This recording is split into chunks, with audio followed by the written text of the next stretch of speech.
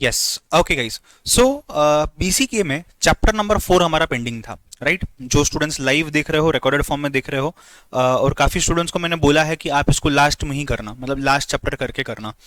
जो स्टूडेंट्स यहाँ पे जून जो भी अटेम्प्ट होगा अभी 2021 या नवंबर 2021 और उसके बाद के स्टूडेंट्स हैं, आप लोगों के लिए ये चैप्टर जो है पूरी तरीके से अमेंडेड है, पूरी तरीके से अमेंडेड है। काफी मैसिव चेंजेस है इस चैप्टर में।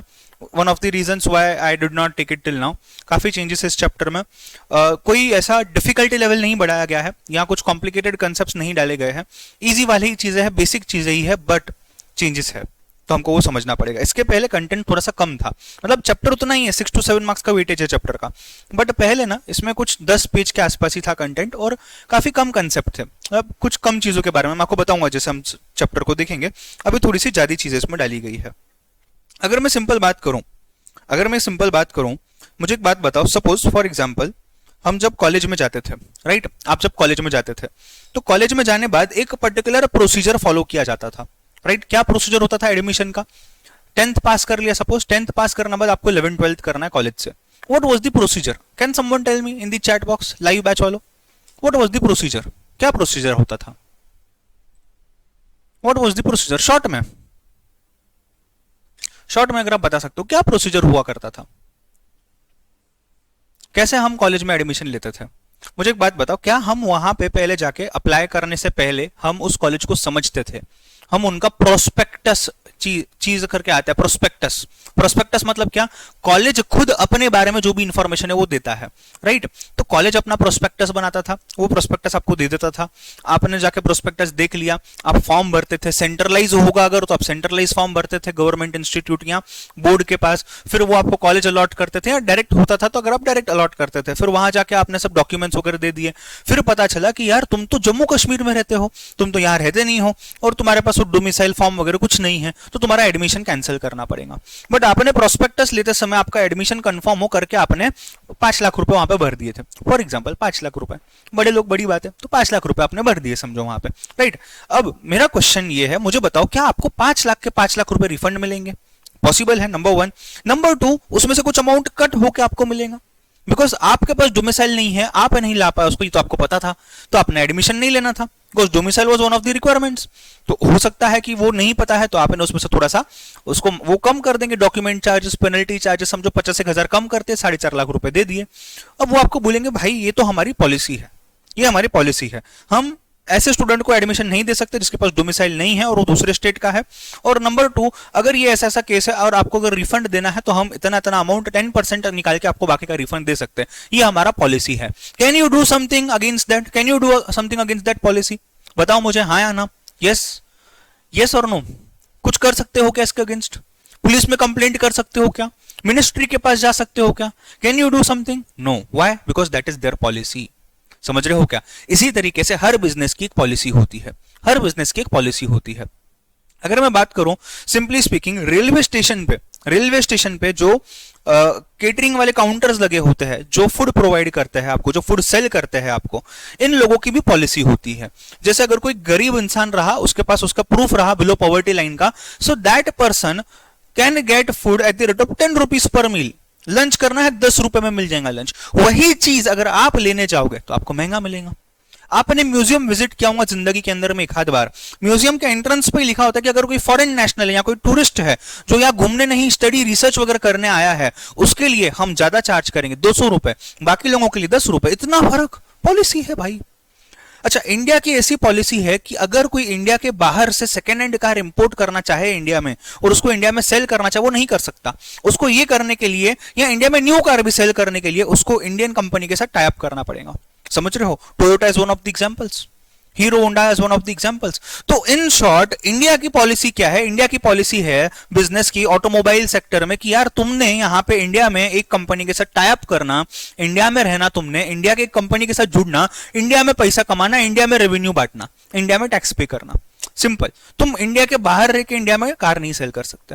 ऐसे बहुत सारे पॉलिसीज होते हैं, हर कदम पे आपको पॉलिसीज मिलेंगे, हर बिजनेस के, हर इंस्टीट्यूट के, हर मिनिस्ट्री के, हर बिजनेस के अपने अपने पॉलिसीज होते हैं, और इन्हीं पॉलिसीज के बारे में हम यहाँ डिस्कस करने वाले हैं। प्लस गवर्नमेंट, जैसे आप नाम देख सकते हो चैप्टर का, नाम देखो क्या है चैप्टर का, गवर्नमेंट ने बिजनेस को बढ़ावा देने के लिए, बिजनेस को एनकरेज करने के लिए, बिजनेस को बढ़ाने के लिए क्या क्या पॉलिसीज बनाई है आज तक। अगर आप देखोगे यहां पे इस चीज में, तो यहां पे ancient India, British rule, independence के बाद on the basis of scope, ऐसे बहुत सारी चीजें डिवाइड की गई है। तो अगर मैं हिस्टोरिकल की बात करता हूं, सिंपली स्पीकिंग, हिस्टोरिकली भी बहुत सारे पॉलिसीज बनाए गए हैं, बहुत सारे। मतलब ब्रिटिश जब इंडिया को रूल करता था तो ब्रिटिश की एक अलग पॉलिसी होती थी कि तुम अगर कमाओगे तो उसमें से इतना इतना परसेंट हमको तुमने टैक्स देना है। ये क्या है, ये भी एक पॉलिसी बन गई है। अलग अलग मिल्स हुआ करते थे, बड़े बड़े मिल्स हुआ करते थे, वर्कर्स जाते थे वहां पे काम करने के लिए, उनकी भी पॉलिसीज होती थी। ऐसे बहुत सारी पॉलिसीज जो हम यहाँ पे डिस्कस करने वाले हैं आगे। तो जो मैंने आपको एग्जांपल्स हैं टोयोटा वगैरह यहाँ पे दिए हुए हैं, आप बाद में पढ़ सकते हो, अभी ध्यान देने की कोई जरूरत नहीं है, राइट। अब आ जाओ यहाँ पे,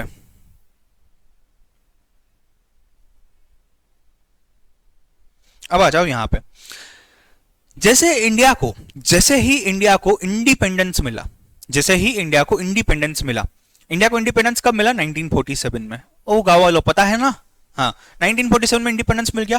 policy regime of mid 50s, मतलब उसके बाद से लेके 90s के पहले तक। सी इंडिया के इकोनॉमिक्स में अगर देखा जाए, दो फेजेस में इसको बांटा जाता है, बिफोर मनमोहन सिंह वाला फेज है और आफ्टर मनमोहन सिंह वाला फेज है। Sir Manmohan Singh as prime minister? No, Manmohan Singh as the finance minister. Manmohan Singh जो थे ये 1991 में जब एलपीजी आया था तब ही was the finance minister of India, one of the best finance minister till date, right. तो इन्होंने यहाँ पे काफी चेंजेस लाए थे, जब रिसेशन वगैरह हुआ था इन्होंने काफी चेंजेस लाए थे और वो जरूरी थे इंडिया के लिए उस पॉइंट ऑफ टाइम पे। एल्स इंडिया सर्वाइव नहीं कर पाता था, इंडिया ग्रो नहीं कर पाता जिस जगह पे हम आज है। हम आज भी बोलते हैं हम अभी तक डेवलप हो रहे हैं, बाकी देश हमारे से आगे है। सेम कंडीशन तब भी थी, राइट, बट कंडीशन बहुत सीवियर हो चुकी थी, राइट। अब उस टाइम पे पॉलिसीज क्या काम करती थी और उसके पहले 50 से लेके 90s तक वो 40 सालों में पॉलिसीज किस टाइप की होती थी, अगर हम कंपेयर करना चाहे इनको, तो ये प्रॉपर चार्ट यहां दिया हुआ है। अब 5 पॉइंट्स दिए हुए, एक एक करके देखेंगे। पहला क्या, evident nature of economic system.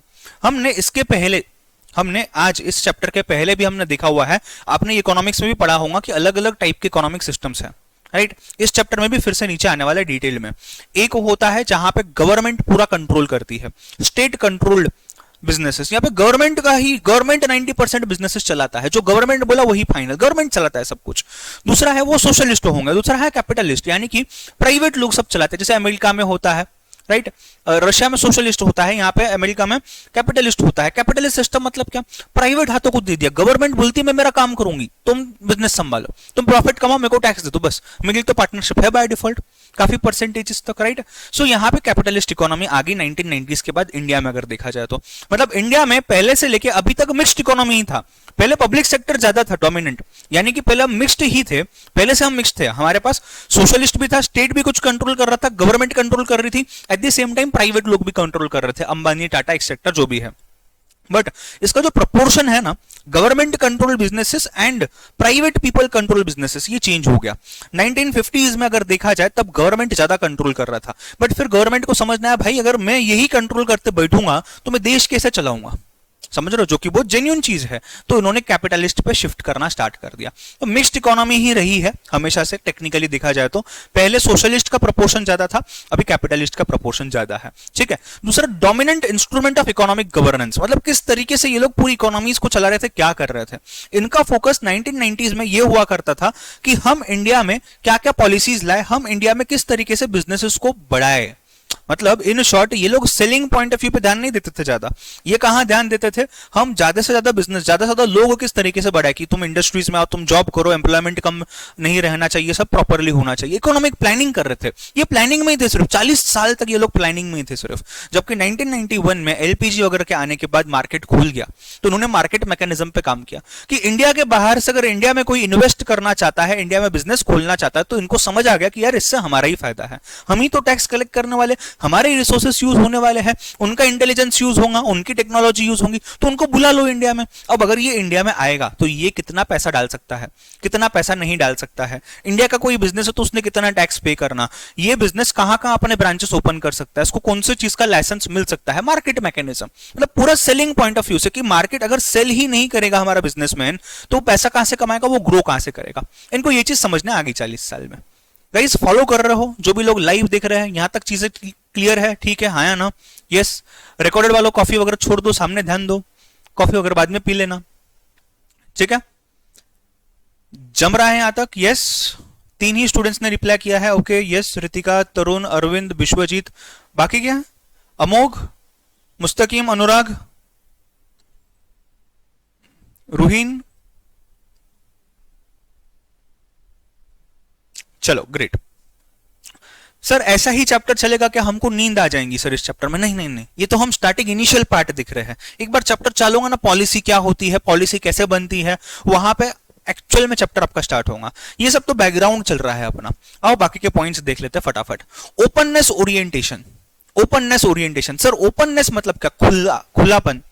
सी अपन क्या बोलते हैं, एक जमाना होता है। मुझे एक बात बताओ, अगर आप एज अ स्टूडेंट, आप एज अ स्टूडेंट, आप आपके दोस्त वगैरह है आपके घर के आजू बाजू में, और आपको आपका मॉम डैड बोलते हैं तुमको घर पे ही रहना, हम तुमको नहीं खुला छोड़ेंगे, तुमको घर पे ही रहना, तुम बाहर गए, तुम घूम गए, तुम किडनैप होंगे तो हमारा क्या होगा, या तुम्हारा क्या होगा, हम तो मर जाएंगे। राइट, ऐसी चीजें हो सकती है। ट्रेडिशनली ये तो बहुत होती थी, आज भी होती है। राइट, अब मुझे एक बात बताओ, इसका असर आप पे क्या पड़ेगा? क्या आप कम सीख पाओगे? बिकॉज आप आपके एज के लोगों के साथ तो खेल ही नहीं रहे हो, तुम तो घर पे बैठ के वर्चुअल कुछ ना कुछ यूट्यूब पे देख रहे हो, कार्टून देख रहे हो, etcetera etcetera. When you go and actually play with your friends, you learn a lot of things. तुम बहुत सारी चीजें सीखोगे। करेक्ट है नहीं? हाँ या ना? इंटरेक्ट करते रहो लाइव वालों।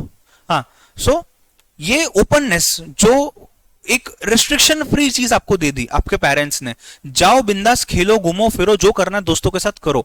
यहाँ पे आपका नॉलेज बढ़ेगा, आपका एक्सपीरियंस बढ़ेगा, आप चीजें हैंडल करना सीखोगे, आप गिरोगे खुद उठोगे, रोगे भले, but you will walk up again. आप खुद सब चीजें करना सीखोगे। इससे आपको और आपके फैमिली को ही फायदा होने वाला है। बट लोग कई बार ये चीज नहीं समझते हैं। इंडिया गवर्नमेंट भी ये चीज नहीं समझ पाई थी। इंडिया ने पहले बोला नहीं, हम जो करेंगे ना हमारे कंट्री में करेंगे, हमारे ही लोग उठेंगे, हमारे ही साथ काम करेंगे, और यहीं पे सब कुछ होगा। समझ रहे हो बात को? हाँ या ना? यहीं पे सब कुछ होगा। सो यहां पे अब जो सिचुएशन की हम बात करते हैं, अगर यहीं पे सब कुछ होगा तो वो लिमिटेड चीजें आ जाती है। Intelligence limited, knowledge limited, experience limited, सब कुछ लिमिटेड। 1991 में इनको समझने आ गया, मनमोहन सिंह ने बोलेगा नहीं भाई, हम सब खुला कर देंगे, हम ग्लोबल जाएंगे, कोई भी इंसान यहाँ के बेच सकता है, यहाँ के बना सकता है, हम भी कहीं भी जाएंगे बना सकते, कहीं भी कुछ भी बेच सकते हैं। ओपन इकोनॉमी है अभी, पहले क्लोज्ड इकोनॉमी थी। बेटा इसके बाद 1990s के बाद आज तक इंप्रूवमेंट ही हुई है इन सब चीजों में, ये चीजें कम नहीं हुई है, इन सभी चीजों में इंप्रूवमेंट ही हुआ है आज उसके टाइम के बाद। राइट, गवर्नमेंट का रोल बिजनेस में पहले क्या था? पहले उनका था कि हम लोग acquiring commanding Heights through public sector undertaking, मतलब हर जगह इंश्योरेंस सबसे बड़ी कंपनी मेरी, टेक्सटाइल सबसे बड़ी कंपनी मेरी, पावर सबसे बड़ी कंपनी मेरी, बाकी तुमको जो करना है करो। ये उनका एटीट्यूड हुआ करता था पहले, बिकॉज इनको ज्यादा पैसा चाहिए था, इनको सब अपने कंट्रोल में चाहिए था, भले वो लॉस में हो। ठीक है, समझ रहे हो? उनको तो प्रॉफिट होता था ना। अब क्या है? State ownership of business as exception, मतलब आइडियली प्राइवेटाइजेशन ही है। मोस्ट केसेस में जो पब्लिक एंटिटीज है उसको सेल किया गया है, अगर आप देखोगे तो। बट हाँ, कुछ कुछ है एज एन एक्सेप्शन, काफी स्टेट ओनरशिप भी है, जैसे आईआरसीटीसी, उसको भी प्राइवेटाइज करेंगे धीरे धीरे ये लोग। राइट, चलो next, role of government vis a vis private business. अगर मैं प्राइवेट बिजनेस, अभी गवर्नमेंट की बात करूं तो पहले रेगुलेशन और कंट्रोल था, अब क्या है? रेगुलेशन बना के रख देंगे, उसको भी कम कर दिया है, लिबरलाइज कर दिया है, कम से कम रेगुलेशंस, उनमें तुम चलो, खत्म। समझ रहे हो बात को? हाँ या ना? ठीक है, 2 मिनट देता हूं, इसको गो थ्रू कर लो, समरी बना के लिखना है तो लिख लो, कोई डाउट है तो पूछ लो, go for it fast.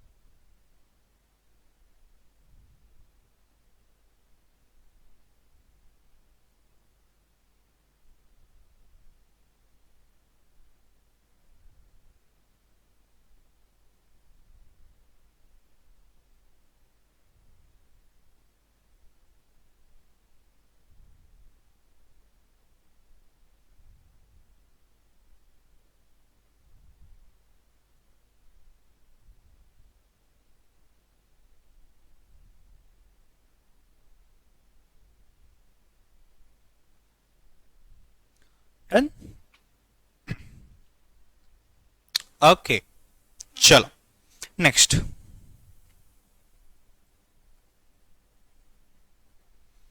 Next, अब अलग अलग टाइप के इकोनॉमिक पॉलिसीज उन्होंने बनाए। सर इकोनॉमिक पॉलिसीज मतलब क्या? इकोनॉमिक पॉलिसीज में पहले तो ये सब चीजें इंक्लूडेड है जो हम देखेंगे, right? But at first what do you mean by economic policy? उससे पहले पॉलिसी का मतलब क्या? पॉलिसी हमने ऊपर देखा, अभी कोई रूल रेगुलेशन नहीं बोल सकते, बट एक चीज को करने का पर्टिकुलर तरीका। अगर वैसे वो चीज नहीं होती है तो भी दिक्कत है, वो फॉलो करना ही है। पॉलिसी बनाई है गवर्नमेंट ने, फॉलो करनी है। पॉलिसी बनाई है कॉलेज ने, स्टूडेंट ने फॉलो करनी है। एग्जाम्पल, ठीक है। अब इकोनॉमिक पॉलिसी मतलब क्या? इंडिया की इकोनॉमिक सिचुएशन को बेहतर करने के लिए, यहां मैं अनऑफिशियली ये भी बोलना चाहूंगा, कई बार इकोनॉमिक सिचुएशन को गिराने के लिए अलग अलग तरीकों से ऐसे पॉलिसीज को बनाया जाता है, right? Depending upon government to government, depending upon government which is in power, party in power, depending upon the people, bureaucrats, officers who are experts in the cabinets, जो प्रेजेंट है उन लोगों के सबसे पॉलिसीज बनती है। अगर मैं एक मैक्रो लेवल पे बात करता हूं, मैक्रो मैक्रो मतलब मैं एक ब्रॉडर लेवल पे बात करता हूं, तो ये दो टाइप के पॉलिसीज होती है। एक फिस्कल पॉलिसी होती है, दूसरी मॉनेटरी पॉलिसी होती है। फिस्कल पॉलिसी मतलब क्या? अगर मैं फिस्कल की बात करता हूं तो ये रिलेट करता है पब्लिक एक्सपेंडिचर से। पब्लिक से आया हुआ पैसा, यानी कि क्या? Mostly taxes, charges, fees etcetera, ये सब जो पैसा गवर्नमेंट के पास आता है, गवर्नमेंट इसको खर्चा कैसे करती है? तो for every year they have a fiscal policy. इस साल हम इतना पैसा एजुकेशन पे डालेंगे, इस साल हम इतना पैसा इसमें डालेंगे, और फिर फिस्कल डेफिसिट, यूजुअली डेफिसिट ही होता है इस केस में, बिकॉज जितना आता है उससे ज्यादा खर्चा ये लोग अलॉट करते हैं इनके रिजर्व्स वगैरह में से, राइट? या फिस्कल प्रॉफिट जो भी है हर साल का ये निकाला जाता है। At the same time monetary policy also, monetary policy में क्या होता है? Basically flow of money, flow of currency, इसको ध्यान पे रखा जाता है मोस्ट प्रोबेबली, समझ रहे हो? हाउएवर इनके अंदर छोटे मोटे पॉलिसीज बहुत सारे होते हैं which are directly not related to these things, but yes ये चीजें भी होती है। तो मैक्रो लेवल पे मैनेज करने के लिए कुछ इस टाइप के पॉलिसीज आए हैं। और सेक्टर, सेक्टर मतलब क्या? एक पर्टिकुलर डोमेन। अब जैसे मैं बात करता हूं से एग्रीकल्चर, इंडस्ट्रियल, अलग अलग, फॉरेन ट्रेड, ये पॉलिसीज क्या है? सी इकोनॉमी की हम बात कर रहे हैं, हम पैसे की बात कर रहे हैं, इकोनॉमी की बात कर रहे हैं, उनके रिलेटेड रूल्स की बात कर रहे हैं, तो उनके रिलेटेड ही सब कुछ होगा, बट सेक्टर वाइज होगा। एग्रीकल्चर में क्या होगा? जैसे चैप्टर नंबर 5 में हमने देखा, आरबीआई तो सब बैंक्स को रूल करेगा, बट आरबीआई के अंदर में नाबार्ड करके एक है, नाबार्ड सिर्फ एग्रीकल्चर रूरल सेक्टर को ज्यादा रूल करेगा, बट वो भी आरबीआई के डायरेक्शन पे काम करेगा। तो एग्रीकल्चर पॉलिसी बनेगी, शायद फिस्कल के अंदर बनेगी, मॉनेटरी के अंदर बनेगी, जरूरी नहीं इनके अंदर ही बनना, ये अलग से भी पॉलिसी बन सकती है, राइट? बट इसका इंटेंशन क्या है? इकोनॉमी को ग्रो करना, पूरी कंट्री को ग्रो करना, सेक्टर को ग्रो करना। बट सेक्टोरल पॉलिसी मतलब एग्रीकल्चर वाले ये फॉलो करेंगे। इंडस्ट्रीज, कोई भी इंडस्ट्री हो सकती है। अच्छा, इसमें अलग अलग पॉलिसीज भी हो सकती है। इसमें ऐसा भी हो सकता है textile industry, automobile industry, Bollywood जो फिल्म्स वगैरह एंटरटेनमेंट इंडस्ट्री है ये भी हो सकता है, या फिर आपका यहाँ पे सपोज स्पोर्ट्स वाली इंडस्ट्री होगी ये भी हो सकता है। So any industry can be there. ये पॉलिसी सभी इंडस्ट्रीज के लिए, बिजनेसेस के लिए भी बन सकती है, या एक इंडस्ट्री का एक डोमेन के लिए भी बन सकता है, सिर्फ टेक्सटाइल वालों के लिए, सिर्फ ऑटोमोबाइल वालों के लिए, सिर्फ एंटरटेनमेंट वालों के लिए, ऐसा भी हो सकता है। कोई दिक्कत नहीं है, मतलब उस सेक्टर ने उस पॉलिसी को फॉलो करना है। Lastly foreign trade investment policy. अगर एक कंपनी फॉरेन की, उसको इंडिया के कंपनी में बिजनेस में पैसा डालना है, वो कैसे डाल सकती है, कितना पैसा डाल सकती है, कब तक डाल सकती है? ठीक है, मैं चाहता हूं शॉर्ट में इसको देख लो, लिख लो, go for it fast. Sir इसी में से क्वेश्चन आएंगे क्या? यस।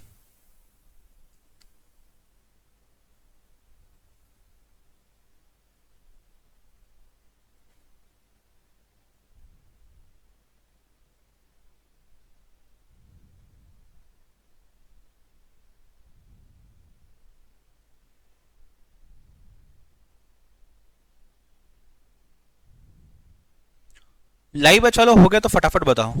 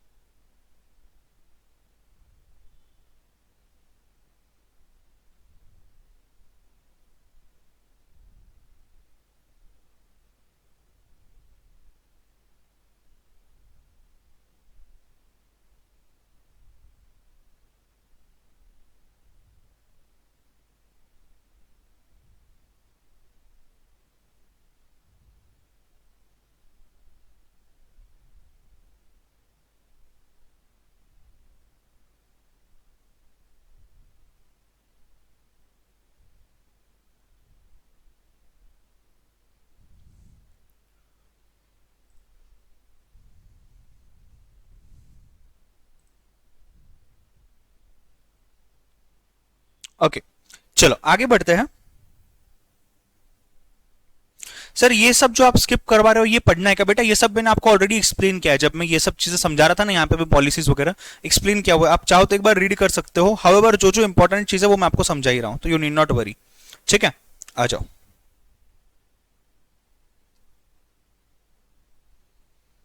चलो ध्यान देते हैं सामने पॉलिसी बनती कैसे है। देखो पॉलिसी फॉर्मुलेशन ये एक एक टॉपिक हो जाता है, और इम्पैक्ट ट्रांसमिशन मतलब देखो अभी पॉलिसी बनती कैसे है। सी मुझे एक बात बताओ, अगर हमें अपने लिए एक पॉलिसी बनानी है तो हम क्या करेंगे? से फॉर एग्जाम्पल मुझे ये पता है कि मैंने रात में से फॉर एग्जाम्पल 11 बजे सपोज सो जाना है, सुबह 6-7 बजे के बीच में उठना है, दिन भर में कितने भी क्लास लूं क्या लूं जो भी लूं सब चलेगा। मेरा सुबह नाश्ता जो है 8 बजे हो जाना चाहिए से फॉर एग्जाम्पल। वर्कआउट वगैरह समझो 2 घंटे दिन में मुझे देना है अपने बॉडी के लिए। फिर मेरा लंच होना चाहिए 12:30-1 बजे के आसपास, और मेरा डिनर हो जाना चाहिए 7 से 8 बजे के बीच में। सपोज ये मेरा शेड्यूल, ये मेरा टारगेट है, मुझे पता है राइट। अब ये जो है ये मेरा टारगेट है कि ये मुझे अचीव करना है। अब आज मैं कहा हूं, सपोज मैं सुबह उठ रहा हूं 11 बजे, एग्जाम्पल फॉर एग्जाम्पल, नाश्ता मैंने किया ही नहीं, बस चला गया मैं लेक्चर लेने, लेक्चर ले लिया, सब कुछ हो गया। 3-4 बजे भूख लगी तब खाना खा लिया, रात का खाना 10-11 बजे क्लासेस खत्म करके ले लिया। मतलब इन शॉर्ट जो मैं करना चाह रहा हूं और जो मैं कर रहा हूं इन दोनों में डिफरेंस है बहुत ज्यादा। अब प्रॉब्लम क्या है, इसकी वजह से मेरी हेल्थ पे सपोज इंपैक्ट पड़ रहा है। Now this is applicable for all the students. जो मैं शेड्यूल की बात कर रहा हूं ना, ये मैं एक अलग वे में भी बात कर रहा हूं आप लोगों के लिए, बिकॉज स्टूडेंट्स यूजुअली क्या करते हैं, दिन भर लेक्चर देखना, या समझो जब फेस टू फेस तुम्हारा स्टार्ट हो जाएगा इंटरमीडिएट के टाइम पे, फाइनल के टाइम पे, तो दिन भर ऑफिस में रहना, दिन भर लेक्चर्स में रहना, वही सब करना, यहीं पे टाइम जाता है, हेल्थ पे ध्यान नहीं देता है स्टूडेंट। यूजुअली होता है, जो मैंने देखा हुआ है और मेरे साथ भी हुआ है।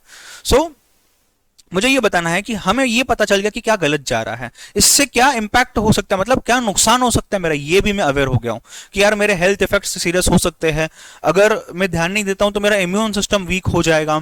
और इसके अलावा काफी प्रॉब्लम्स है जो होते रहेंगे कंटिन्यूसली हेल्थ के रिलेटेड। अभी नहीं होगे ये कंटिन्यूस, आगे एक बार आप 22, 25, 30 की एज में आओगे ना तो ये प्रॉब्लम्स होंगे, और ये कंटिन्यूस होता है। Scientists have the evidence for it, and this is all because our habits as of now in this age. मतलब जो 16-17 के बाद की एज है ना, 20-25 तक, ये डिफाइन करेगा तुम्हारी बॉडी आगे कैसे चलेगी, तुम्हारी हेल्थ कितनी अच्छी रहेगी आगे। अब सॉरी, अब मुझे यहां पे एक चीज बोलनी है। प्रॉब्लम दिख गया, प्रॉब्लम क्या है और उसको प्रॉब्लम को सॉल्व कैसे करना है। सॉल्व कैसे करेंगे, टारगेट जो हमारा बना हुआ है वहां तक पहुंचना है। सेम चीज होती है गवर्नमेंट में। गवर्नमेंट क्या करती है भाई, देखो महाराष्ट्र के जो लोग हैं इनको ना कंटिन्यूस इस चीज से प्रॉब्लम होता है। मुंबई के जो लोग हैं suppose for example heavy rain से उनको प्रॉब्लम है, बारिश आई कि यार ट्रैफिक जाम हो जाएंगी, एकदम बड़े बड़े गड्ढे फिलअप हो जाएंगे, फ्लड्स आने का रिस्क बन जाता है मुंबई वगैरह एक्सेट्रा, ट्रेन्स नहीं चल पाती है, फ्लाइट्स लैंड होती है, एरोप्लेन्स लैंड होते तो वो क्रैश हो सकते हैं या वो फिसल सकते हैं, ऐसे बहुत सारे इश्यूज आते हैं छोटे मोटे। अब ये समझ गया, अब ये क्या हो गया, मुझे प्रॉब्लम ध्यान पे आया, फिर इसका सोल्यूशन ढूंढूंगा मैं। इसका सोल्यूशन ढूंढने के बाद मुझे ये देखना है कि वो सोल्यूशन से क्या मेरा इंपैक्ट ट्रांसमिशन हो रहा है, मतलब क्या उससे मेरा प्रॉब्लम सॉल्व हो रहा है। मतलब पॉलिसी तो बनाओगे आप, पॉलिसी बनाओगे उस चीज के ऊपर काम करने के लिए कि यार सुबह इतने बजे उठूंगा, ये करूंगा वो करूंगा, पॉलिसी बनाई आपने। इंपैक्ट ट्रांसमिशन होना चाहिए, यानी कि वो चेंज होनी चाहिए, आपने सक्सेसफुल होने चाहिए, राइट। ऐसा नहीं कि आज रात को सोच लिया कि चलो मैं आज 10 बजे सो रहा हूं, कल सुबह 6 बजे उठूंगा, और तुम आज रात को 10 बजे सोए, कल सुबह तुम 10 बजे उठे, तो वो नहीं, इंपैक्ट नहीं हो। पॉलिसी तो बनाई है ना, इंपैक्ट नहीं हो रहा, तो पॉलिसी फॉर्मुलेट करो, और पॉलिसी फॉर्मुलेट करने के साथ साथ इंपैक्ट करो उस पॉलिसी का कि यार ये पॉलिसी काम कर रही है क्या, चीजें हो रही है क्या ठीक से। समझ रहे हो भाई, ये मीनिंग क्या है इन वर्ड्स की, बिकॉज एमसीक्यूज में ये वर्ड्स कवर होते हैं, इसके लिए समझा रहा हूं। अब यहां देखना इन्होंने क्या क्या बात की, इन्होंने 5 चीजों की बात की है। देखा जाए तो पांचों के पांचों एकदम प्रॉपरली रिलेवेंट नहीं बनाया गया है। अगर मैं पुराने वाले बीसी के चैप्टर 4 की बात करूं ना, उसमें एकदम प्रॉपर तरीके से इस चीज को समझाया गया था, जो मैंने आपको अभी डिटेल में एक्सप्लेन किया हुआ है। अब यहाँ पे मैं आपको सिर्फ ये पॉइंटर्स एक्सप्लेन करता हूं, बिकॉज एमसीक्यू तो यहीं से आएगा, न्यू बुक से आएगा। देखो पॉलिसी कंटेक्स्ट, ये बात कर रहे हैं सिर्फ कॉन्टेक्स्ट की, यहाँ पे ये बात कर रहे हैं कंटेंट की, ये बात कर रहे हैं वो इंस्टीट्यूशंस की जो उस पॉलिसी को ये करेंगे, इंप्लीमेंट करेंगे, इंस्ट्रूमेंट्स एंड मार्केट पार्टिसिपेंट्स। समझा रहा हूं, ध्यान देना, एक ही बार समझाऊंगा।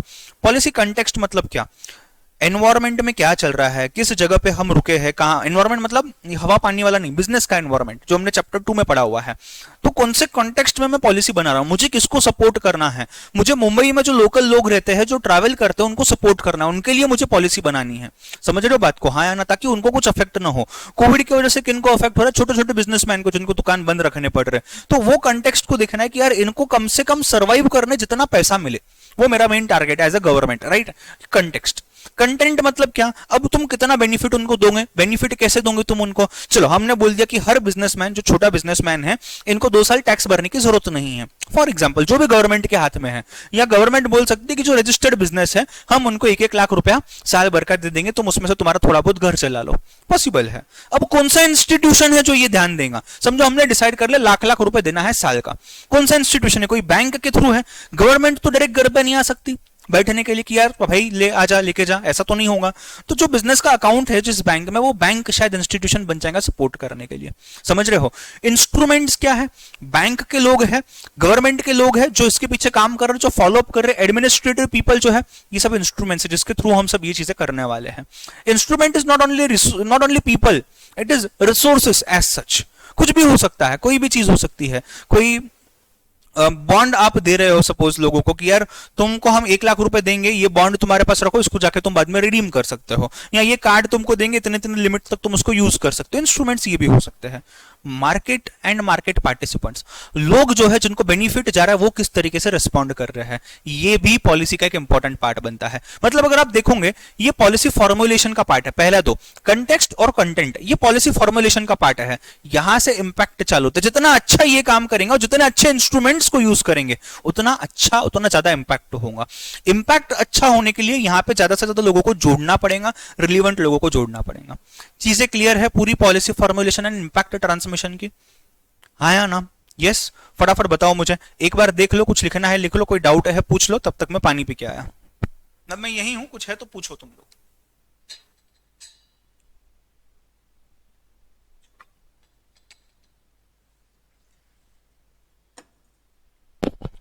इजी है बेटा चैप्टर 4 या डिफिकल्ट लग रहा है, क्या बोलते हो?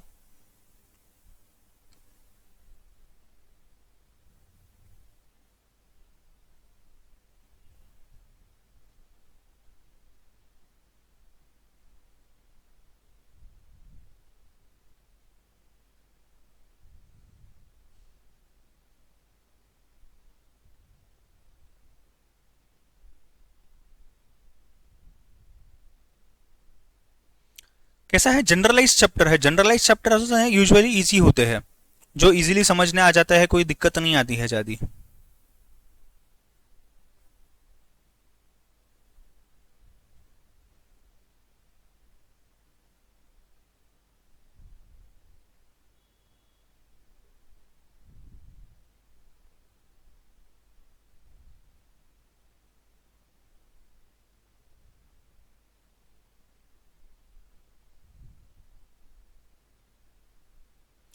इजी लगेगा ही ना, पढ़ा कौन रहा है तुमको।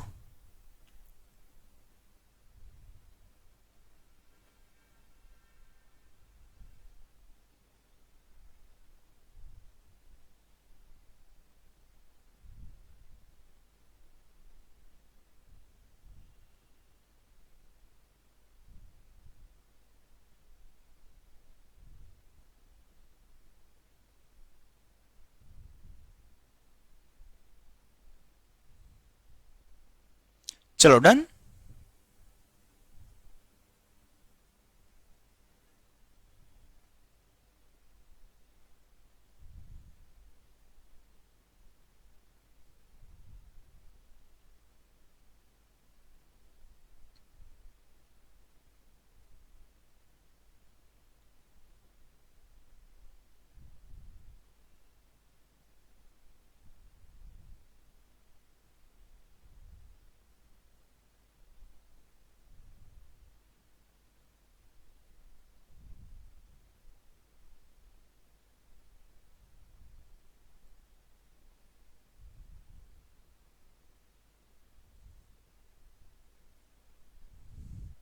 Sir kindly explain policy content again. बेटा पॉलिसी कंटेंट, कंटेंट क्या होता है? मैं यहाँ पे आपको बुक में से पढ़ा रहा हूँ, ये बुक का कंटेंट है, समझ रहे हो? मैं आपको लेक्चर यहाँ पे ले रहा हूँ, ये लेक्चर का कंटेंट है कि ये सब चीजें। वैसे ही जो पॉलिसी बनती है, पॉलिसी का कंटेंट क्या होता है कि पॉलिसी किसके लिए एप्लीकेबल होगी, कितना पैसा हम देंगे, या जो भी उस पॉलिसी का टाइप है, वो पॉलिसी क्या है, उसके ऊपर पूरी बात होती है। समझ रहे हो बात को? हाँ या ना? मतलब जो एक्चुअल पॉलिसी बनती है उसी को हम पॉलिसी कंटेंट बोलते हैं, पॉलिसी के अंदर क्या है। ठीक है, समझ रहे हो? चीजें क्लियर बेटा यहां तक? हाँ या ना? चलो,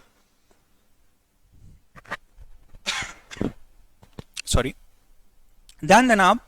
one of the important points, one of the confusing points, exam में इसके ऊपर क्वेश्चन आता है। ध्यान दो, अब धीरे धीरे चैप्टर स्टार्ट हो रहा है आपका। देखो ऑलमोस्ट जो पहले के, ऑलमोस्ट अगर आप पहले के जो 6-7 पेजेस देखोगे ना, ये पूरा बैकग्राउंड ही था। अब आपका कहीं जाके एक्चुअल चैप्टर जो है, एक्चुअल कंटेंट जो है, जो एग्जाम में पूछा जाता है, उसके ऊपर हम बात करेंगे। टाइप्स ऑफ गवर्नमेंट पॉलिसीज, कौन से बेसिस पे, उसका इंपैक्ट क्या होना चाहिए, उसके बेसिस पे।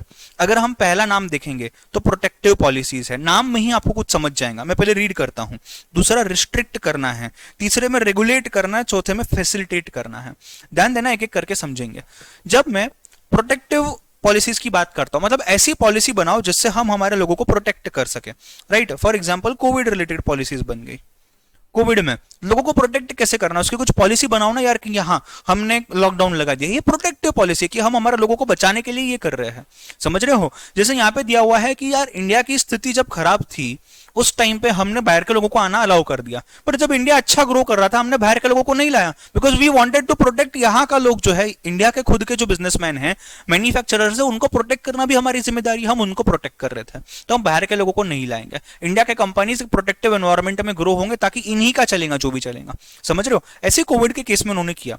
नेक्स्ट, रिस्ट्रिक्टिव पॉलिसीज, तुम करो, तुमको जो करना है, बट हम रोक लगा लेंगे, इसके आगे तुम कुछ नहीं कर सकते। समझ रहे हो? जैसे कि कंपटीशन कमीशन के बारे में हमने बात की थी, उसके पहले एमआरटीपी होता था, monopolies and restrictive trade practices act, अगर आपको ध्यान होगा तो, राइट? मतलब इसमें ये लोग क्या बोल रहे हैं कि आप मोनोपोली नहीं कर सकते, आपको हेल्दी कंपटीशन ही करना है, आप क्वालिटी पे कॉम्प्रोमाइज नहीं कर सकते। आपने रिस्ट्रिक्ट कर दिया ना यार एक बिजनेस को कि तू ये कर सकता है, तू ये नहीं कर सकता है, ऐसी पॉलिसीज बना दी। ऐसी पॉलिसीज जो बनती है, इसको क्या बोलते हैं? Restrictive policies. हमने रेस्ट्रिक्ट कर लिया कि तू नहीं, तू भाई तू फॉरेन से पैसा नहीं ले सकता, इंडिया से पैसा ले, जितना लेना है ले। समझ रहे हो बात को? Restrictive policies. बात करते हैं रेगुलेटरी पॉलिसीज की। जब मैं रेगुलेटरी पॉलिसीज की बात करता हूं, सिंपली स्पीकिंग आरबीआई ने कोई पॉलिसी बनाई, सिंपली स्पीकिंग सेबी ने कोई पॉलिसी बनाई, रेलवे मिनिस्टर ने कोई पॉलिसी बनाई, और उस सेक्टर को, उस इंडस्ट्री को, उस डोमेन को वो पॉलिसी फॉलो करनी है, वो रूल्स है बेसिकली देखा जाए तो ये क्या है? रेगुलेट करने वाला, मतलब तुम करो, तुमको जो करना है ना तुम करो, और इस तरीके से तुम हमको रिपोर्ट करोगे, और फिर हम पॉलिसीज बनाएंगे रिस्ट्रिक्टिव नेचर की, तुमको मना करने के लिए। पहले इंफॉर्मेशन तो मिले। समझ रहे हो बात को? तो रेगुलेट करना एक अलग चीज होती है, और हमने देखा है नेक्स्ट चैप्टर में, जो 5वां चैप्टर है, उसमें हमने देखा है कि रेगुलेटर्स किस तरीके से होते हैं। SEBI is a regulator, RBI is a regulator, competition commission is a regulator, IRDA is a regulator. ये रेगुलेटर्स को हमने स्टडी किया है डिटेल में। तो इनकी पॉलिसीज जो बनती है वो रेगुलेट करने के हिसाब से बनती है, कि आज से एग्रीकल्चरल बैंक्स नाबार्ड की सुनेंगे, नाबार्ड आरबीआई की सुनेगा, for example. And lastly talking about facilitative policies, मतलब कोई चीज की फैसिलिटी देना, कोई चीज की फैसिलिटी देना। कैसी policy? Startup India, make in India, make in Maharashtra. समझ रहे हो? स्किल डेवलपमेंट काउंसिल, देखो यहां लिखा हुआ है इन्होंने, skill development, NSDC, national skill development corporation. क्या करते हैं ये लोग? ये लोग बोलते हैं जरूरत जिसको है ना, कुछ लोग हैं जो पैसा नहीं दे सकते, कॉलेज में नहीं जा सकते, इनको थोड़ी वोकेशनल ट्रेनिंग दो ना यार। उस बच्चे को समझाओ कि लकड़ी ऐसे बनती है, लकड़ी ऐसी काटी जाती है, एटलीस्ट वो कारपेंटर का काम करेंगे, अपना घर चलाएंगा। इसको सिखा दो ड्राइविंग कैसे करनी है, इसको हेयर स्टाइलिस्ट में इंटरेस्ट है, उसको सिखा दो कि बाल कैसे काटने हैं, वो घर घर जाएगा, बाल काटेगा, पैसा कमाएगा अपने। तो तुम्हारी स्किल ग्रो करने के लिए तुमको स्किल आनी चाहिए, कोई भी चीज की। बैलेंस शीट कैसे पढ़नी है, स्किल चाहिए। सीए का कोर्स कर लो, बट पैसा नहीं है सीए का कोर्स करने का। एनएसडीसी के पास छोटे मोटे कोर्सेस हैं, how to read financial statements क्या होते हैं, टैली का कोर्स कर लिया, छोटी मोटी जॉब मिल जाएंगी, तुम तुम्हारा घर चला लोगे, घर बैठने की बात नहीं आएगी। समझ रहे हो? तो ये फैसिलिटेट कर रहे हैं। या फिर ऐसा भी हो सकता है, सुनामी आ गई, घर डूब गए, सब घर ही नहीं है, तो घर की फैसिलिटी ओपन करके दे दी गवर्नमेंट ने। गवर्नमेंट ने बोलते देख भाई, हम एक बिल्डिंग बांध देंगे, सबको एक एक फ्लैट दे देंगे, उसमें रहो, कोई दिक्कत नहीं है, तुम तुम्हारा पैसा बनाओ, बड़े फ्लैट में शिफ्ट हो जाओ। तो ऐसे फैसिलिटीज देना या डेवलपमेंट करना, ऐसे पॉलिसीज भी बन सकते हैं। समझ रहे हो बात को? हाँ या ना? मैं चाहता हूं कि आपके समरी बुक में आप अभी ही लेक्चर के दौरान ही इसको फटाफट लिख लें। इसको आप शॉर्ट में कुछ चाहिए एग्जांपल दे सकते हो, जैसे यहाँ पे मैंने कोविड का एग्जांपल दिया, रेगुलेटिव में आप सेबी के पॉलिसीज हो गए, आईआरडीए के पॉलिसीज हो गए, ऐसा लिख सकते हो। रिस्ट्रिक्ट में आप नॉर्मल बिजनेस पॉलिसीज लिख सकते हो कि एक ही बिजनेस को हमने रिस्ट्रिक्ट कर दिया, से एफडीआई से पैसा नहीं लेना है। फैसिलिटेटिव में आप स्किल इंडिया डाल सकते हो, यहाँ स्टार्टअप डाल सकते हो जिसको बिजनेस ओपन करना है बट पता नहीं है कैसे, उसको गवर्नमेंट फैसिलिटीज दे रहा है, एक्सप्लेन कर रहा है कि क्या करना कैसे करना। चलो फटाफट देख लो, जिनके पास नोट्स है चाहिए तो नीचे का गो थ्रू कर लो, कोई भी दिक्कत आ रही है पूछ लो मुझे, जिनका हो गया बताना हो गया है, आगे बढ़ते हैं।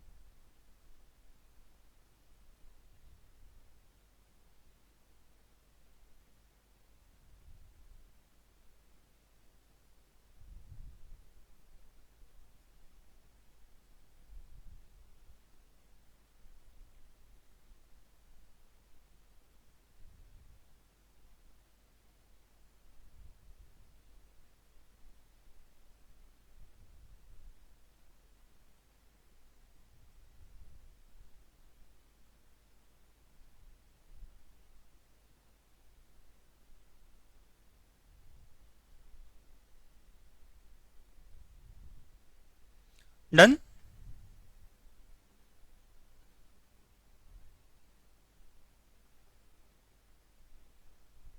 अरे हाँ ना, समझा नहीं समझा, कोई डाउट है क्या है?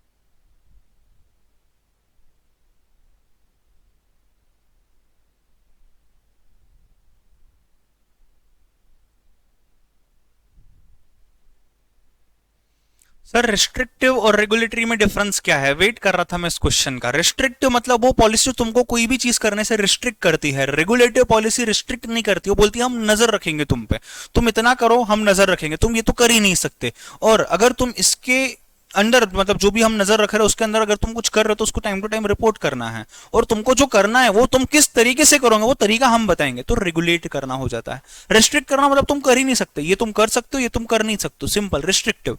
और रेगुलेटिव मतलब क्या, तुम ये कर सकते हो बट इसको इस तरीके से करना और हमें बताना है कंटिन्यूस, हम नजर रखेंगे तुम्हारे ऊपर, इसी को बोलते हैं रेगुलेटिव पॉलिसीज। समझ रहे हो? चीज क्लियर है? हाँ या ना? बोलो। ठीक है चलो। Liquor ban is in Gujarat is restrictive policy, yes. Restrict कर रहे हो ना, तुम लिकर बेच नहीं सकते गुजरात में, या फिर कोई पर्टिकुलर स्टेट में लिकर ज्यादा बेच सकते हो, फैसिलिटेट कर दिया वहां पे। समझ रहे हो बात को? हाँ है ना? या फिर कोई स्टेट में तुम बेचो बट हम जैसा बोलेंगे वैसा बेचो, रेगुलेटिव, वही पॉलिसी। समझ रहे हो? ये जो लिकर बैन है ना गुजरात में, उसको प्रोटेक्टिव पॉलिसी के नजर से भी देखा जा, that is restrictive policy however practically, but उसको प्रोटेक्टिव पॉलिसी के नजर से भी देखा जा सकता है। लोगों को प्रोटेक्ट करना, लोगों को प्रोटेक्ट करना, कल्चर को प्रोटेक्ट करना, रिलीजन्स को प्रोटेक्ट करना, इसी के लिए तुम लिकर के पास मत जाओ, ऐसा भी हो सकता है। मतलब लिकर नहीं सेल करो, that is also one of the things.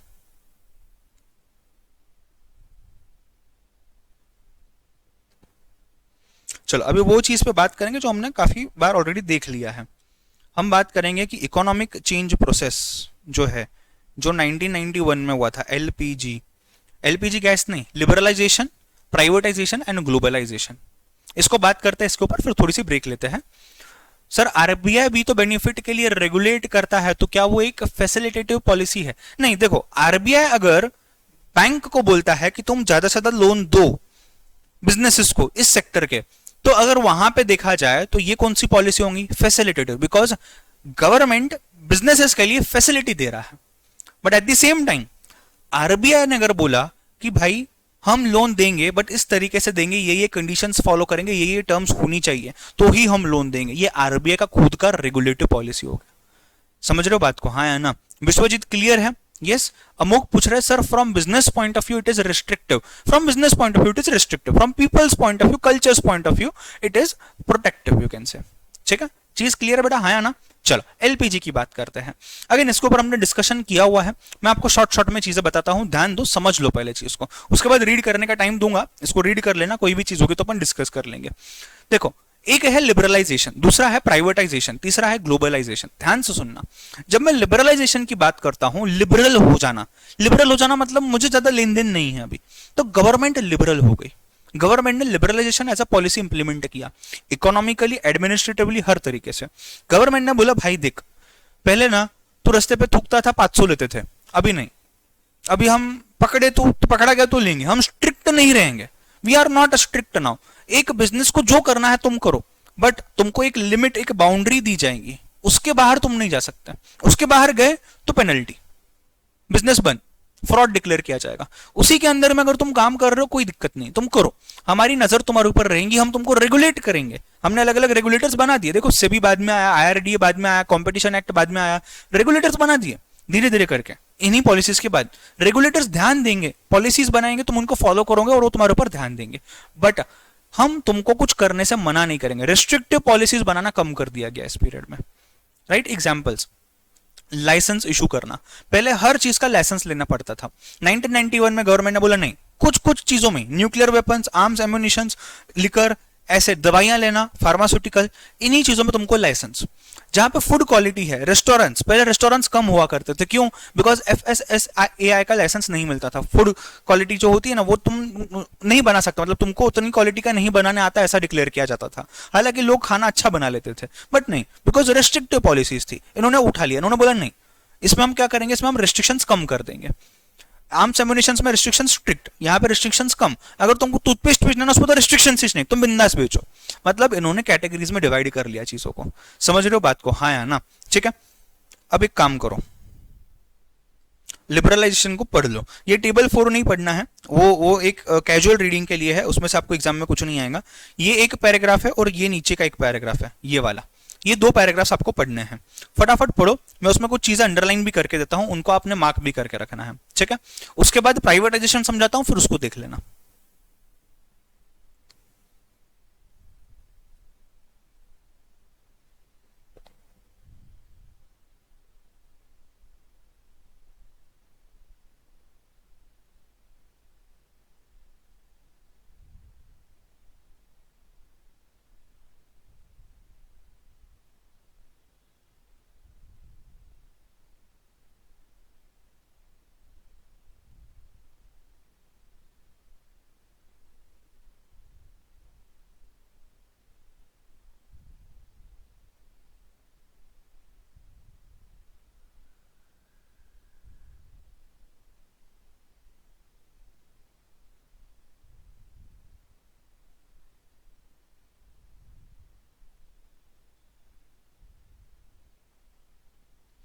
अच्छा, इसमें एक चीज का जिक्र किया गया है जो मैंने आपको नहीं बताया है, ध्यान देना, सुन लो, उस चीज को। इसमें ये बता रहे हैं ये लोग कि यार कई जगह पर ना एक सिस्टमेटिक प्रोसेस फॉलो किया गया है लिबरलाइजेशन का। मतलब डायरेक्टली तुम लाइसेंस मतलब ऐसा नहीं, पहले रेस्ट्रिक्शंस कम किए हैं, फिर और कम किए, फिर और कम किए, और फिर एंड में रेस्ट्रिक्शन निकाल दिए कि अब तुम डायरेक्ट कर सकते हो। ऐसे भी चीजें हैं, ऐसे भी सेक्टर्स है, वो यहाँ पे बताया गया है। फटाफट देख लो।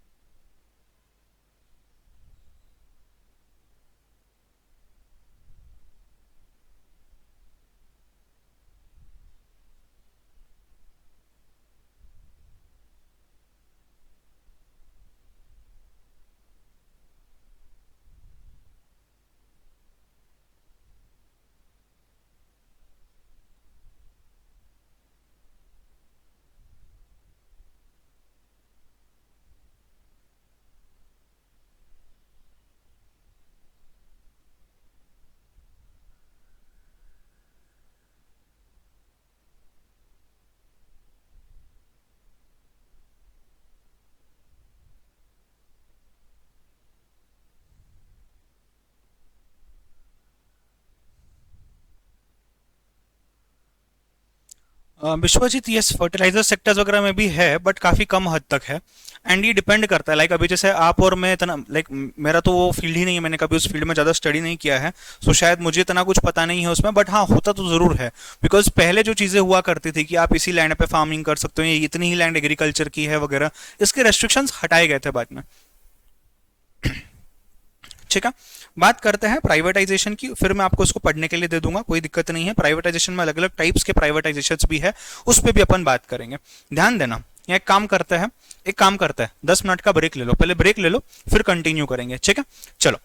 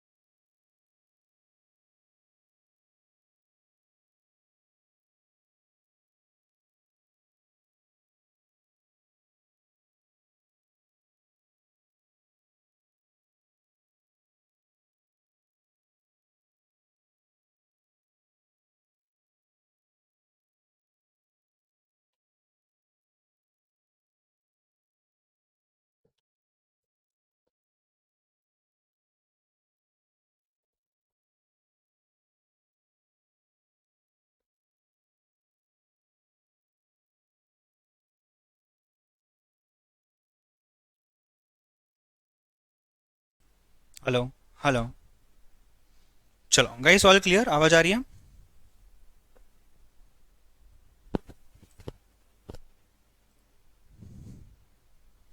लाइव बैच वालों,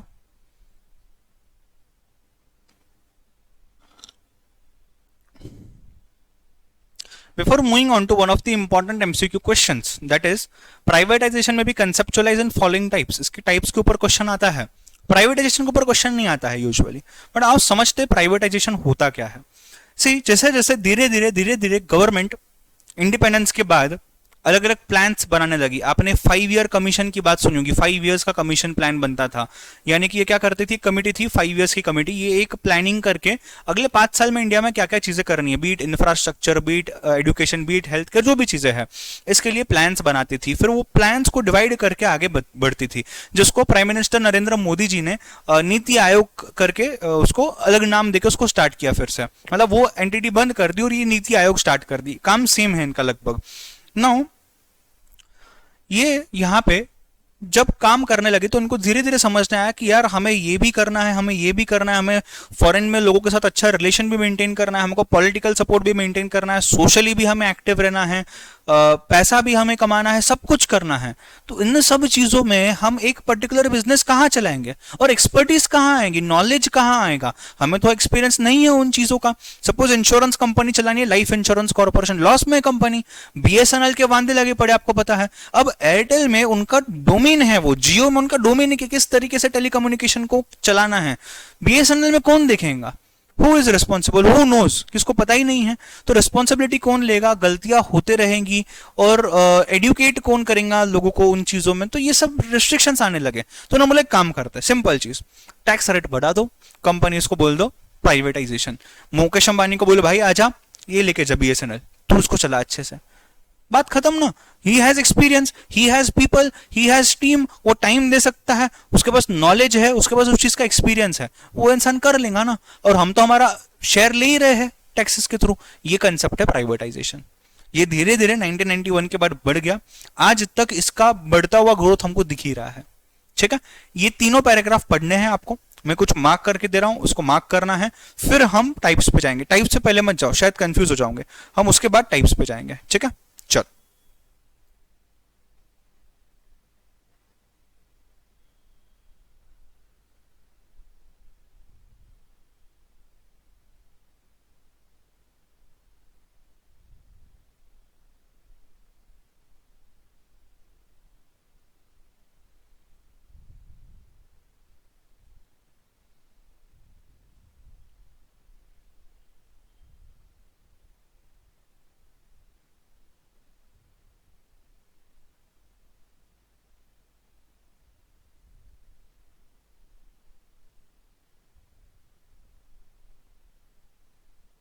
देखो ये क्या बोल रहा है, हायर फ्लेक्सिबिलिटी या स्कोप ऑफ इनोवेशन। लाइक अगर 10 लोग हैं और इसमें क्या बोलते हैं अपना टेलीकम्युनिकेशन में, टेलीकम्युनिकेशन में अगर 10 लोग हैं आज, तो ये 10 के 10 लोग, कोई ना कोई आपको ज्यादा कम रेट देगा, कोई फैसिलिटी अच्छी देगा, कोई आपको नेटवर्क सिग्नल अच्छा देगा।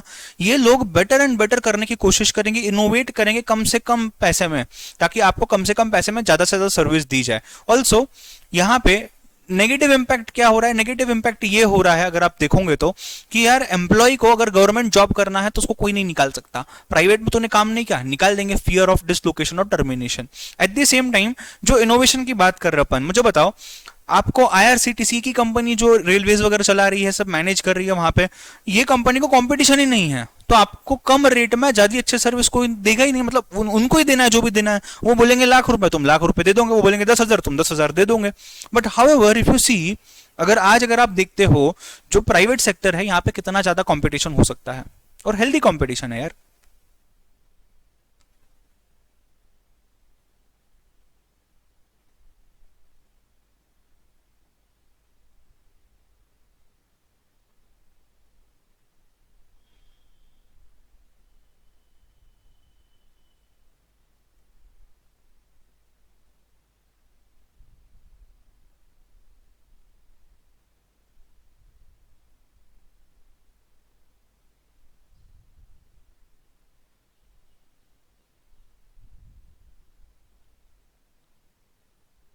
ये पॉइंट को मार्क करके रखो, मैं एक्सप्लेन करता हूँ इस वाला पॉइंट को।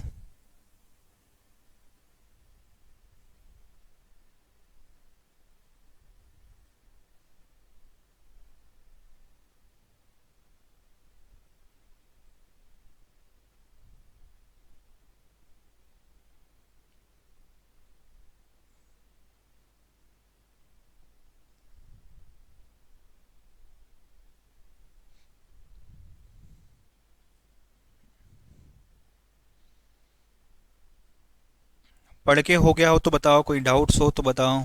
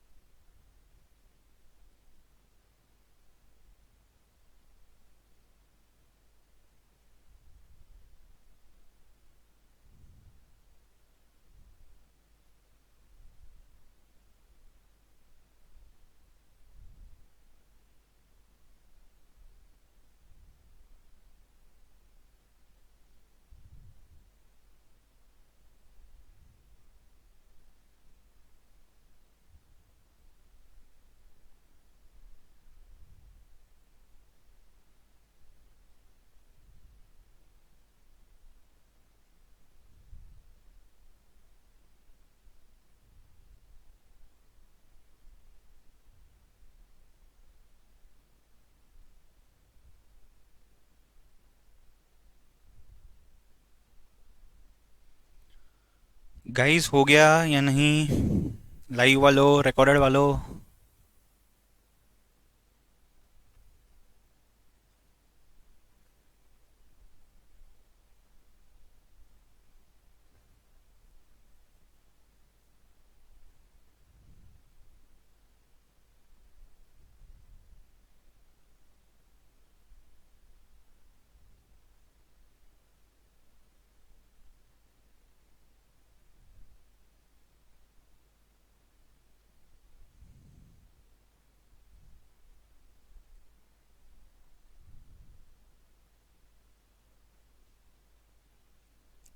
चलो, मैंने कुछ स्टार मार्क करा है। अमोघ आपके क्वेश्चन पे बाद में आता हूं।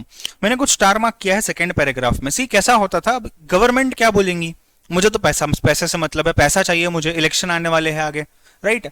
अब ये पैसा कहां से आएगा? प्रॉफिट मेकिंग कंपनी से। तो गवर्नमेंट ने बोला देख, जो कंपनी प्रॉफिट बनाएगी वो मेरी, जो कंपनी लॉस बनाएगी वो मैं बेचने को तैयार हूं, वो मैं तेको दे दूंगा, तू चला।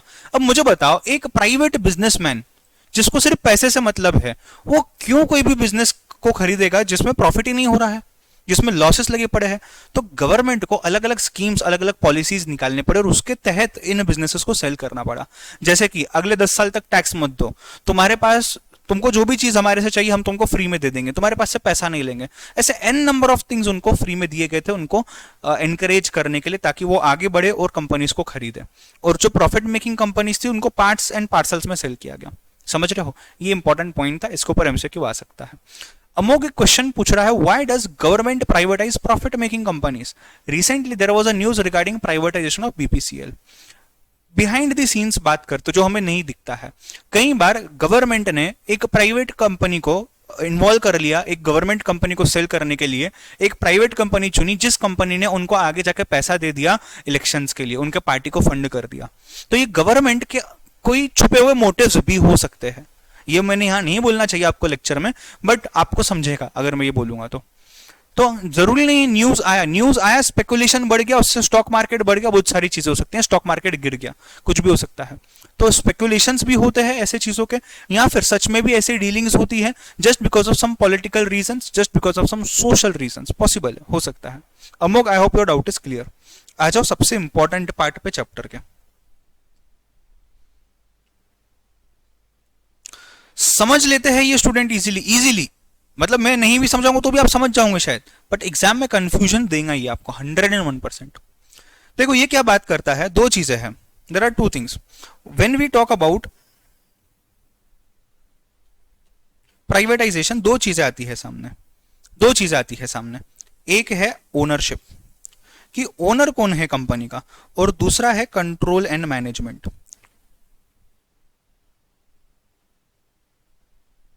सर ये क्या बात हुई, दोनों सेम है ना? नहीं, दोनों अलग अलग है।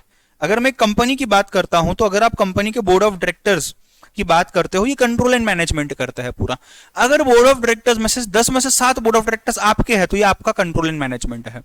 अगर कंपनी के शेयर होल्डर्स की मैं बात करूं तो 90% शेयर होल्डर्स आपके पास, तो आप ओनर हो ज्यादा। ये इसको इन्फ्लुएंस कर सकता है, बट है तो दोनों अलग अलग ना। तो कई जगह पे ये गवर्नमेंट के पास है, कई जगह पे सिर्फ ये गवर्नमेंट के पास है, कई जगह पे दोनों गवर्नमेंट के पास है, कई जगह पे दोनों प्राइवेट के पास है। जब मैं डेलीगेशन की बात करता हूं, पहले वाले पॉइंट की बात कर रहा हूं, जब मैं डेलीगेशन की बात करता हूं, डेलीगेशन मतलब क्या?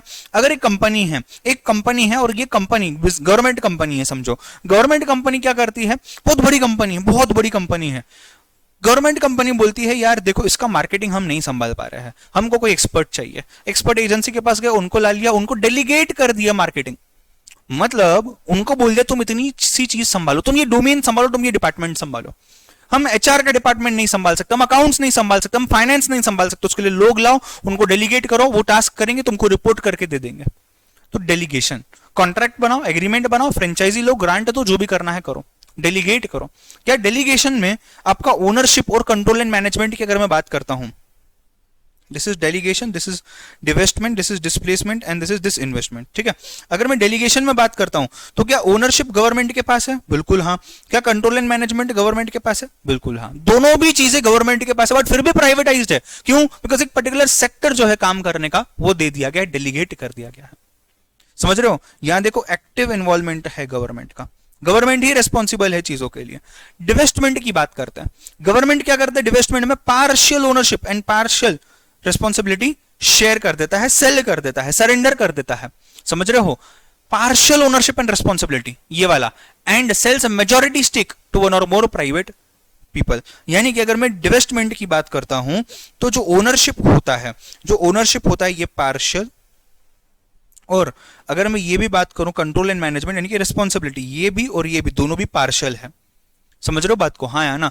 पार्शियल, मेजॉरिटी स्टेक होगा बट पार्शियली, मतलब पूरा नहीं, पूरे से कम।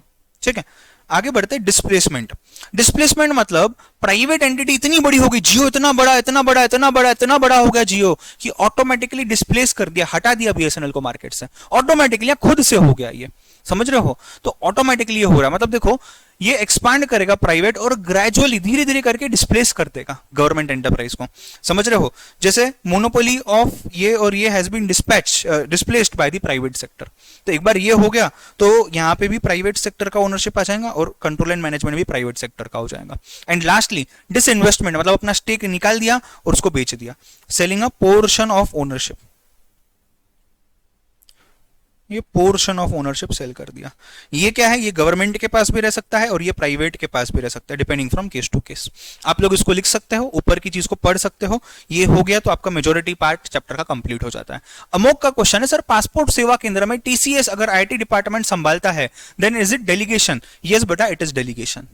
ठीक है,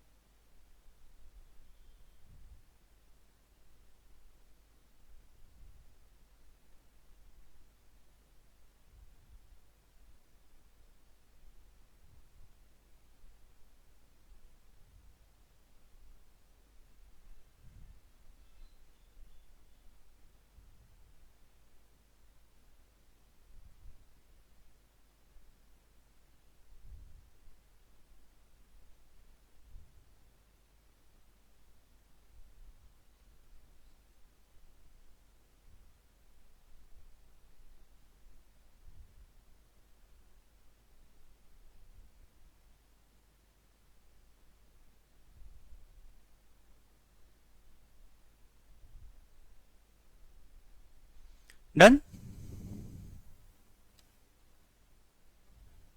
चलो बात करते हैं एफडीआई की। मुझे बताओ एफडीआई होता क्या है? फॉरेन डायरेक्ट इन्वेस्टमेंट है, यानी कि इंडिया के बिजनेस में, इंडिया के बाहर के लोग इंडिया के बिजनेस में कैसे पैसा डाल सकते हैं। अब मुझे एक बात बताओ, यहां पे अगर आप देखोगे कुछ कुछ सेक्टर्स को इंडिया में 26% एफडीआई अलाउड है, कुछ कुछ को 49 अलाउड है, कुछ कुछ को 51 अलाउड है।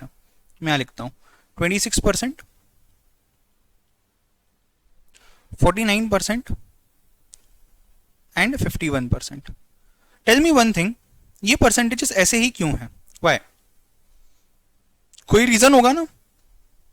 अगर आप 26% बाहर के कंपनी को यहां पे आने देते हो, आपके कंपनी में पैसा डालने देते हो, वो आपका एसोसिएट कंपनी बन जाता है। शायद आपको कंपनीज एक्ट में, लॉ में ये पढ़ाया होगा, एसोसिएट कंपनी बन जाता है, मतलब आप उसके साथ जुड़े हुए हो। अगर 49% है तो ये मैक्सिमम है जो आप उसको दे सकते हो without transferring decision making power. क्योंकि 51% अगर आ गया, 51% तो डिसीजन मेकिंग, यहां आप बोल सकते हो कंट्रोल, ये कंपनी का कंट्रोल चला जाएगा फॉरेन कंपनी के पास। समझ रहे हो? ओनरशिप ही चली जाएगी, 51% डिसीजन मेकिंग सब वो करेंगे, तुमको सुनना पड़ेगा। तो ये बांटा गया है, बाद में टाइम दूंगा लिखने को, अभी मत लिखना। तो इस तरीके से अलग अलग सेक्टर्स में कंपनीज ने अलग अलग तरीके से इसको डाला हुआ है। ऑल्सो गवर्नमेंट बोलती है कुछ सेक्टर्स में एफडीआई प्रोहिबिटेड है। अब एफडीआई को इंडिया में आने के दो रूट है, एक है ऑटोमेटिक रूट, एक है गवर्नमेंट रूट। जो ऑटोमेटिक रूट है, ऑटोमेटिक रूट वो होता है जिसमें आप बिंदास एफडीआई ला सकते हो, इसमें आपको गवर्नमेंट से अप्रूवल लेने की जरूरत नहीं है, right? There is no approval you need to require. But अगर आप गवर्नमेंट रूट से आते हो, मतलब ऐसी चीजें जो गवर्नमेंट बोलते हैं मुझे पता होना चाहिए, जब इंडिया में कोई इन्वेस्ट कर रहा है उसके लिए आपने गवर्नमेंट के पास जाना है, गवर्नमेंट को बोलना है भाई मुझे इंडिया में ये कंपनी पसंद है, मुझे उसमें पोटेंशियल दिख रहा है, I want to invest money and they are also ready to take my investment, please allow us. वो अलाउ कर देंगे, साइन मार के दे देंगे, आप इन्वेस्ट कर सकते हो। बट ऐसे चीजें हैं जिसको प्रोहिबिटेड किया गया, यानी कि मना किया गया है कि आप गवर्नमेंट की परमिशन क्या, ये कोई भी रूट में नहीं आ सकता, ना ऑटोमेटिक रूट में आ सकता है ना गवर्नमेंट रूट में आ सकता। तो actually there are three routes, one is automatic, one is government and one is prohibited. Prohibited route से आ ही नहीं सकते तुम, रूट ही बंद है वो। समझ रहे हो बात को? हाँ है ना? ऐसे क्यों? ऐसे क्यों होता होगा? ऐसी चीजें जिससे देश को खतरा है, जिससे देश के लोगों को खतरा है, वो सब चीजें यहां पे कवर की गई है। जिससे देश को खतरा है, देश के लोगों को खतरा है, वो सब चीजें यहां पे कवर की गई है। प्रोहिबिटेड में देखना, प्रोहिबिटेड में जरा 9 things are there in prohibited. पहला atomic energy. Atomic energy, again atomic energy, nuclear energy, पूरे देश को खतरा है, नहीं, जरूरत नहीं है। अगर इंडिया के बाहर किसको कंट्रोल दे दिया कि तुम आओ 90% इसमें पैसा डाल दो, वो इंडिया को उड़ा के चला गया तो पॉसिबल है ना यार। लॉटरी बिजनेस, जहां से पैसा बहुत आ रहा है, इलीगल चीजें नहीं बट लीगल ही है, बट ये लीगल चीजों में जहां पे लोग ज्यादा इन्वॉल्व होते हैं और स्पेकुलेशन इन्वॉल्व है, तो लॉटरी बिजनेस, गैम्बलिंग, बेटिंग और चिट फंड, या निधि कंपनीज ऑल्सो। मैंने निधि कंपनीज के ऊपर मेरे टेलीग्राम पे एक इमेज डाला था बहुत अच्छा, जिसको आप देख सकते हो, मैं आपको फिर से फॉरवर्ड कर देता हूं। सो वो chit fund and Nidhi companies के बारे में एक्सप्लेन करता है, 10 दिन में पैसा डबल, ऐसे टाइप की चीज है। सो यहाँ पे स्पेकुलिंग एक्सेट्रा इन्वॉल्व है, स्पेकुलेशंस। नेक्स्ट अगर मैं बात करूं agricultural, now when I talk about agricultural, when I talk about agricultural, When I talk about agricultural, agricultural allowed नहीं है। Why? Because इंडिया का प्राइमरी ऑक्यूपेशन, इंडिया के बहुत सारे लोग इसमें इन्वॉल्व है, बट फ्लोरिकल्चर अलाउड है, एक्सक्लूडिंग लिखा हुआ है, प्रोहिबिटेड एग्रीकल्चर, एक्सक्लूडिंग, ये सब चल जाएगा, राइट? प्लांटेशन एक्सक्लूडिंग है, but other than tea plantation के अलावा जो है वही सिर्फ ब्लॉक्ड है। समझ रहे हो बात को? हाँ या ना? Right. Next housing real estate, तुम यहां आके बिल्डिंग बना नहीं सकते, तुम 25% पैसा डालो ना, 25% पैसा डालो, बट वो भी कहां? डीलर्स में डालो, बाकी जगह पे डालो, रियल एस्टेट में नहीं। टीडीआर्स, ट्रांसफरेबल डेवलपमेंट राइट्स, टीडीआर्स की मीनिंग पता है किसी को? लाइव बैच वालों कोई बता सकता है?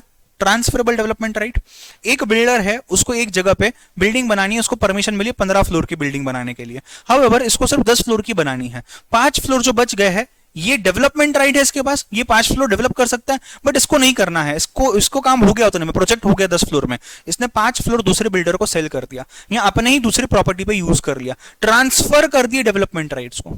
समझा क्या? हाँ या ना? राइट।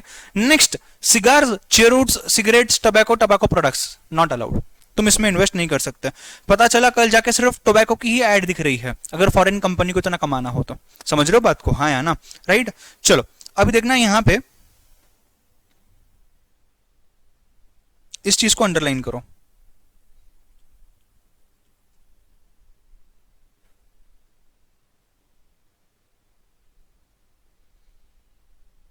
ये अपन ने देखा कहीं 100 है, कहीं अलग अलग है,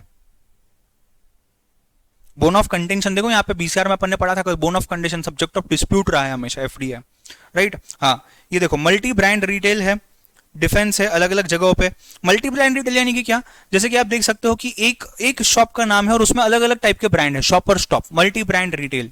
बिग बाजार मल्टी ब्रांड रिटेल, अलग अलग ब्रांड्स, और सिंगल ब्रांड रिटेल भी होते हैं, जैसे एप्पल एक ही ब्रांड है अपने इसमें बेचता है, राइट।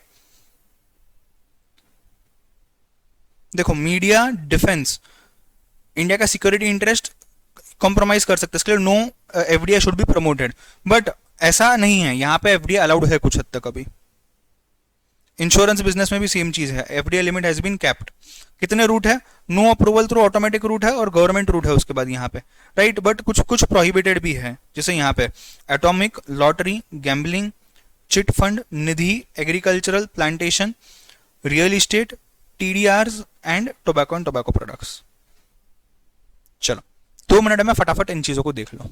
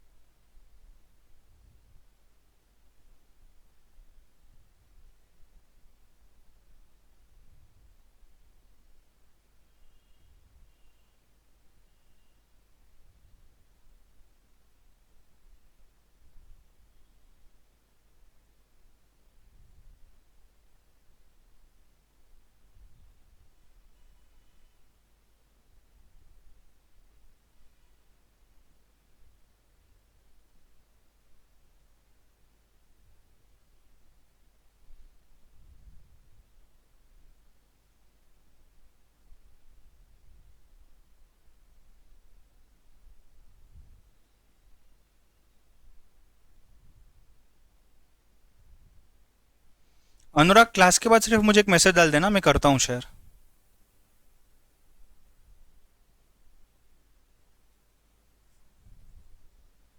हो जाएगा, मैं शेयर करता हूँ, ठीक है। क्लास के बाद सिर्फ मुझे एक बार व्हाट्सएप पे याद दिलाना।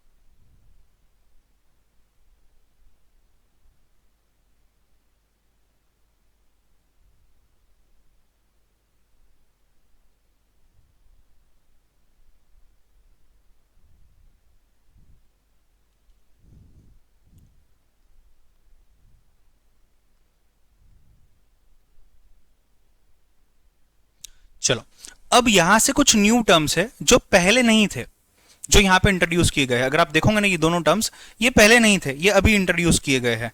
दोनों भी टर्म्स, ये एक शॉर्ट में था, ये नहीं था, इन दोनों को अभी इंट्रोड्यूस किया गया है। एफ आई आई मतलब क्या? Foreign institutional investments. Simply speaking अगर मैं बात करूं, ये लोग ना लार्ज फॉरेन के ग्रुप्स होते हैं। फॉरेन में ग्रुप साथ में आता है, 10-15 लोग साथ में आ जाते हैं, कंपनीज बोलो, इंडिविजुअल्स बोलो, पार्टनरशिप फॉर्म्स बोलो, और ये साथ में मिलकर इंडिया में इन्वेस्ट करते हैं। एफडीआई में सिंगल सिंगल, यहां पे साथ में आके इन्वेस्ट करते हैं। ठीक है, मैं रीड करने का टाइम दूंगा और तुम्हारे क्वेश्चन भी आंसर करूंगा। अब एक काम करो, आपको 5 मिनट देता हूं, ये पूरा प्रॉपरली रीड करना है। जो भी नहीं समझा मार्क करो, पूछो। प्रॉपरली रीड करो, जो भी नहीं समझा मार्क करो, पूछो। आप नहीं भी पूछोगे तो भी मैं पूरा एक्सप्लेन करूंगा, पहले एक बार देख लो। Go for it fast. इसमें थोड़ा सा उल्टा कंसेप्ट जाते हैं, गो फॉर इट फास्ट, देख लो।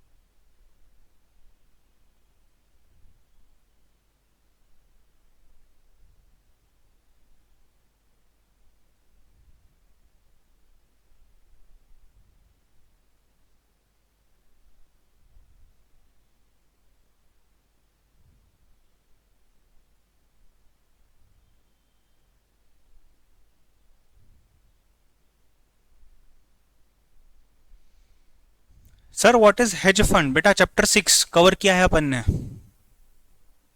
हेज फंड्स वो फंड्स होते हैं जो आप परचेस करते हो आपका रिस्क कम करने के लिए। हेजिंग स्ट्रेटेजी देखिए ना अपन ने उसमें।